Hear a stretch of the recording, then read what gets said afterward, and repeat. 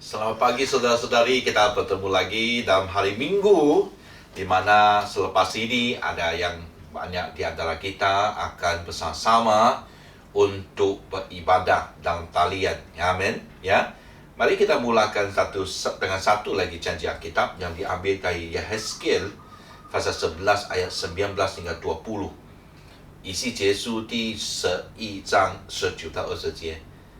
Ezekiel chapter 11 verse 19 to verse 20.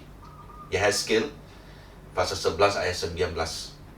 Aku akan memberikan mereka hati yang lain dan roh yang baru di dalam batin mereka.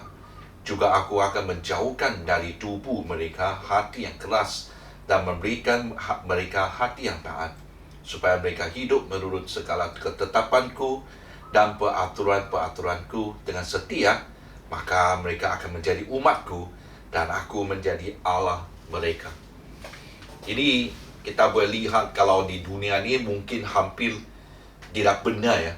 Sebab waktu kita lihat di sekeliling kita macam gagal untuk melihat ramai orang yang ada hati yang baik, roh yang baik, yang sentiasa memberi prihatin, menjaga, menolong, adanya sikap sopan santun, sikap berjiranan, sikap muhibah, sikap mengasihi satu sama lain, tidak menimbulkan kekacauan, tidak menimbulkan kekecohan, tidak menimbulkan persengketaan, pertengkaan.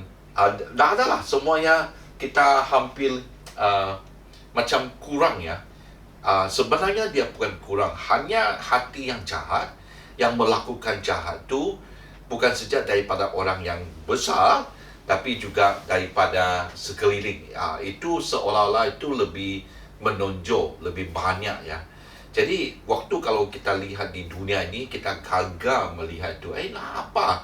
Seharusnya kita perlu dapat adapun adanya ramai orang yang baik itu dalam dunia ini.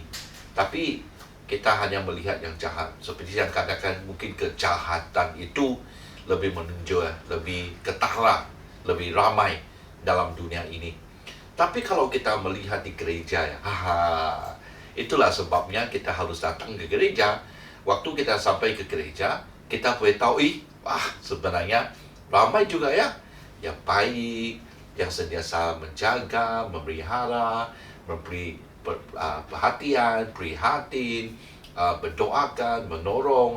Sentiasa ada orang di sana untuk menawarkan diri untuk tolong kamu dalam kaunseling, ataupun pindah rumah, ataupun ada masalah. Dia di sanalah, dia mau cuba menolong. Kita boleh juga lihat orang-orang yang baik itu di dalam gereja. Sebab waktu seorang Kristian datang kepada Tuhan, percaya kepada Tuhan, dia bertobat, Tuhan telah seperti ini memberikan hati yang baru. Hati yang keras, stony, seperti batu itu telah diambil. Apa yang dulu yang membuat mereka buat kejahatan itu, Tuhan telah ambil dan menggantikan satu hati yang baru dan juga roh yang baru. Supaya orang tu ada transformasi. Orang tu sebenarnya secara otomatik ya, ataupun secara langsung, kalau seorang itu memang dipenuhi oleh Roh Kudus dan dia diberikan hati yang baru, orang itu akan berubah. Ya. Jadi ya, memanglah kau bilang, kenapa gereja masih ada begitu ya? Ada orang yang seperti orang jahat begitu ya. Hati mereka keras juga, katakan hati mereka hitam ya. Tapi hati mereka kejam, katakan. Kenapa gereja masih ada orang yang begitu? Sebab belum ada transformasi yang baru. Belum ada pengalaman apa tu dilahirkan kembali. Mungkin mereka percaya tu dengan kepercayaan yang tidak sejati. Mungkin mereka percaya itu sebab yalah okeylah ikut kawan lah, dan ataupun dari keluarga dan sebagainya. Tapi seorang yang memang percaya dan bertobat, pastinya Tuhan telah memberikan hati yang baru dan juga roh yang baru. Itu yang membuat orang itu menjadi seorang yang baik, yang secara otomatik dia akan menunjukkan satu prihatin, jaga, mendorong, sentiasa akan cuba melakukan apa yang baik. kita perlukan ini supaya dari sana kita bukannya lagi dipaksa ataupun banyak soalan. Kenapa saya mau ikut peraturan ni? Kenapa saya mau ikut ni? Kenapa saya mau menurut ketetapan ni? Kenapa saya mau baca Alkitab? Kenapa saya mau ikut semua arahan daripada Alkitab? Kita tidak akan tanya. Orang yang ada hati yang begitu dan juga roh yang baru daripada Tuhan, pastinya dia akan menurut, ya, seperti ayat ini kata, dia menurut segala ketetapan dan peraturan daripada Tuhan. Orang yang buat demikian, dia akan melakukan apa yang berkenan kepada Tuhan, yang kita boleh katakan secara singkat menjadi orang yang baik dan kudus, ya. Dan orang itulah yang di mana Tuhan di dalam janjinya, dia akan menjadikan mereka umat kepada Allah, dan Allah akan menjadikan Allah mereka. Ini yang kita mau, ya. Kalau kita memang mau menjadi umat ataupun anak-anak kepada Tuhan, kita harus adanya ini. Berdoalah kepada Tuhan supaya Tuhan betul-betul memberikan hati yang lain, yang baru ini, dan roh yang baru ini dalam hatimu, dan dia akan mengubah Anda. Nah, bayangkan kalau ini terjadi bukan saja di gereja, ya. Kita boleh mulakan dengan gereja dulu, ataupun dalam kelompok pemuritan dulu. Ia pasti akan mengubah suasananya di gereja.